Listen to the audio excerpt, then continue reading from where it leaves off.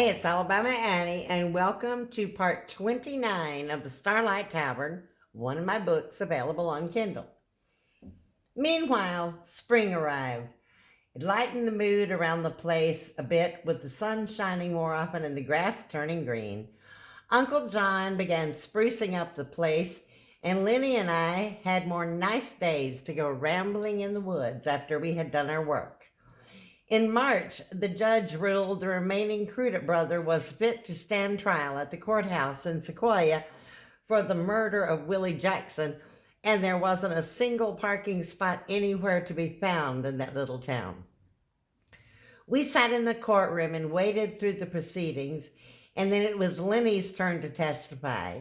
He had brought his binoculars along to better tell his story about what he had seen. He wore them around his neck for the occasion and showed them to the judge. Then it was my turn, and I told him everything that I knew and everything I had seen that day. The Crudup boys seemed oblivious to what was going on around him as I took my turn on the witness stand, and other people testified after me as well. All of the Jacksons were there in the courtroom except for Effie, as Willie's poor mother sat crying when we told everyone what the Crudup brothers and Virgil had done to her oldest boy. Everyone had known Willie ever since the Jacksons had come back to the mountain to live with Effie, and they all knew him as a good boy, and despite the fact that in those days it was a regular thing for black people and Indians to be mistreated or even hanged or lynched like Willie, there wasn't half as much prejudice against skin color in Starlight. We all attended church together, we ate together at our tables, and Uncle John had been a part of the volunteer fire department for years and a welcome visitor most anywhere he went. Half of the jury knew the Jacksons, and they would do their duty, glaring at Ricky Crudup as he babbled like a weak-minded child on the witness stand. But everyone knew what he'd done, and everyone knew that he was guilty. But a whole day went by before Leonard received the call that the jury had reached a verdict, and the courthouse was filled again with people for the decision. Back at the tavern, the Jacksons had been praying and waiting when Leonard came to tell us all the good news. The jury had brought down a guilty verdict on Ricky Crudup for the first-degree murder of Willie Jackson, and he would be executed by hanging. But just a week or so after he was transported to the state prison to await that big day, news came that the prison guards had found him dead on the floor of his cell, and I thought of Effie. Was it God's work or hers that he was dead, I wondered. However it happened, though, I would always be sad that Willie Jackson had to die, and his young ghost would join the others that roamed the mountain. I saw him once standing beside his own grave, but when I spoke to him, he vanished. I was glad to put that bad business of his death behind me. It was not a fine childhood memory at all for Lenny or for me. After a winter with no snow, spring was like a breath of fresh air, and Lenny and I were always taking hikes with our friends any Saturday or Sunday we could after work was done. And at home, Harvey and Uncle John began working on the garden. John turned the plot with his tractor and got ready to plant tomatoes, peppers, squash, okra, and cabbage, and tomatoes. Good, ripe tomatoes. And lettuce, of course. And Miss Hattie and I hung all of the extra quilts and bedding on the line most days when it was sunny, and we also began our spring cleaning indoors.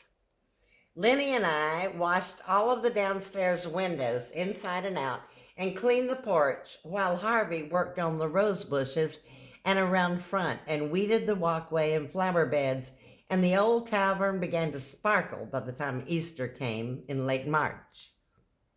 We dyed eggs and fixed up our Easter baskets for an Easter egg hunt, and we all attended church that morning, returning home from the service to enjoy an Easter lunch with ham, yams, handmade rolls, a salad of spring greens, and a big coconut cake with chocolate bunnies on top. Charlie Teal actually got off his duff and hid Easter eggs for us, and we had a hunt that afternoon around the tavern, and Miss Hattie found most of the eggs. Then after the hunt, Lenny asked if I would like to go on a ride in the patrol car with he and his dad, and I said yes, and went along. Hattie sent along a basket of things with us as we were leaving. Lenny and his dad sat up front, and I sat in the back seat with the basket as we rolled along, up past the Jackson place, which looked much better than it had the day they had arrived in that old broken-down truck of theirs, and then down toward the state park, where new bridges and cabins were being constructed by young men with a group they called the Civilian Conservation Corps, and things were looking really good there. The Corps members were from all parts of the United States and lived in big Army tent camps along the river, and they were young, just a few years older than Lenny and I.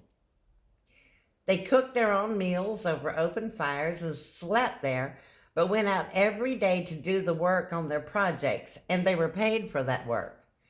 During those hard times, the money they earned helped their families, who were mostly all struggling just to keep food on the table. I learned all about this in school. Then, after visiting the camps for a while, where some of the boys were playing baseball in an open field nearby, we stopped at a cabin way down a rutted road that I had never visited before, where an old lady lived with her dog and a few chickens and goats. Everyone called her Granny, and she was a full-blooded Cherokee. She and her family had lived through the days of the Trail of Tears. They had not made the long walk west, but had escaped capture, living in caves and deep in the forest along the wide Tennessee River. Granny had married at a very young age and returned with her husband to the mountain, and they had never left again. She had been living alone in that cabin he'd built for her since he had passed, hunting her own food or growing it in her garden, raising chickens and goats and the occasional pig. The basket Hattie had sent along for her was filled with some Easter cake, ham, and biscuits with jam inside, and she was pleased to see us and to have those treats, offering us some of her apple cider, which was very good and sweet. And while we were there, Lenny split some firewood for her, and I stacked it, and we drew her some water from the well in her bucket and brought it to the porch for her. Then we said goodbye and left her place and headed back toward the east side of Lookout Mountain and the Georgia line, and at the state line store, Leonard bought us all an ice cream. By that time, it was getting late in the day. The sun was setting when we returned to the tavern and came through the back door to tell Uncle John and Hattie all about our day. We got our baths and ate ham sandwiches for our dinner before calling it bedtime. Charlie Teal had a secret that no one knew but him. In the bottom of a bag, beneath some underwear and socks at the back of the closet in his room, was several $1,000s that he'd stolen from a bank in Mississippi, just after he'd been released from a 5-year stint in prison. He'd gone to prison for robbing a small savings and loan in Florida. He'd clowned around when he'd gotten out of prison on that stint in Memphis for a while before he spotted a wanted poster in the Bahia post office with a pretty good likeness of him for the robbery of the bank in Mississippi. So he'd left the little flea bag motel he'd been holed up in.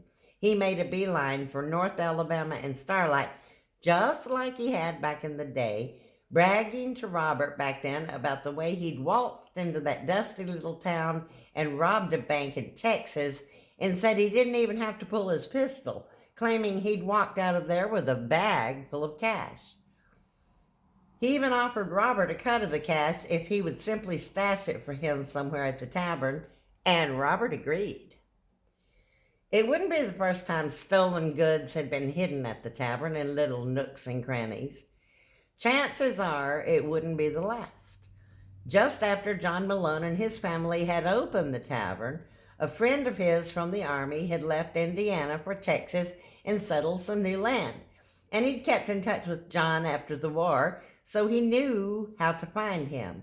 And he knew about the tavern from their letters.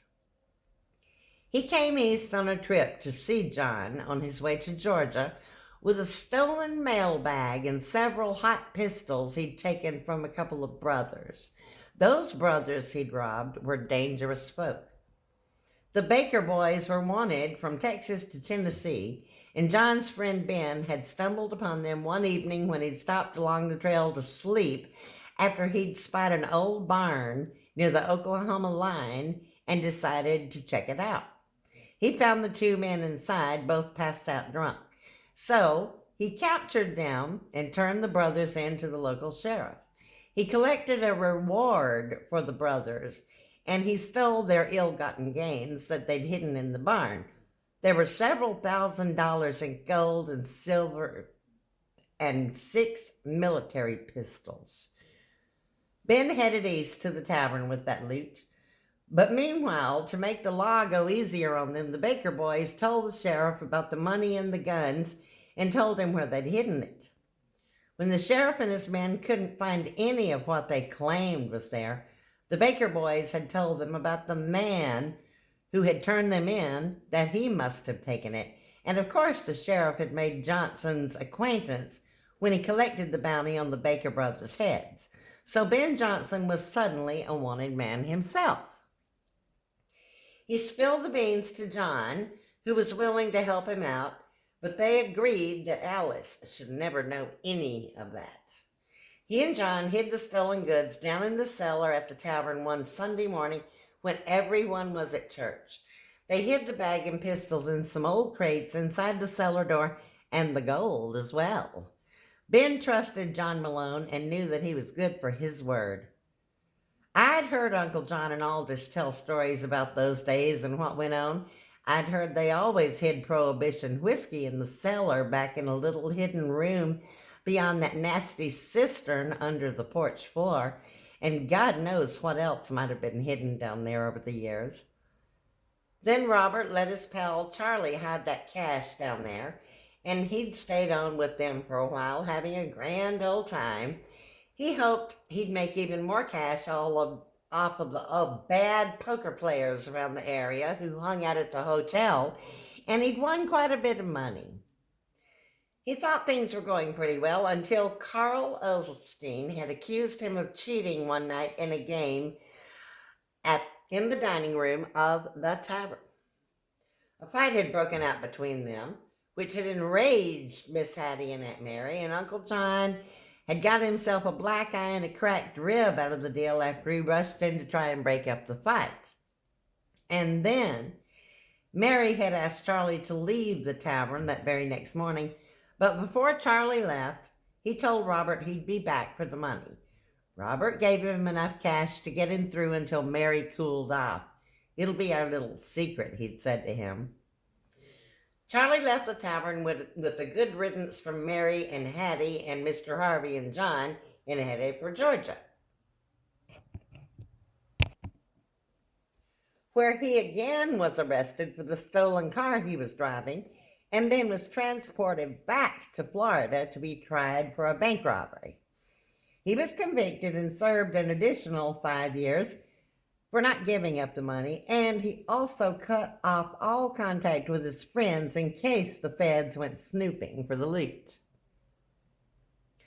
After all, there was indeed honor among thieves. The whole time he was in prison, he didn't write or contact a single soul he knew, not even his own mother. When he was released from prison, he drifted around for a while after he got out. He holed up at his mother's over in Savannah, Georgia, drinking himself into a stupor for a year or so. But when he found himself low on funds again, he thought of heading back to Robert's. He made a long-distance call to the tavern, learning from Aunt Mary that Robert had passed away. He knew Robert would never have told Mary about the stash they'd hidden in the cellar, and if he had, he knew the money was either gone by now or that she'd never give it up. This threw Charlie for a loop. Not knowing what to do, he ended up robbing that second little bank for a paltry $1,000 and stole yet another car in a church parking lot one Sunday evening. He was afraid to spend too much of that money in Mississippi in case his luck ran out, and before long, he was broke and heading back to Lookout Mountain.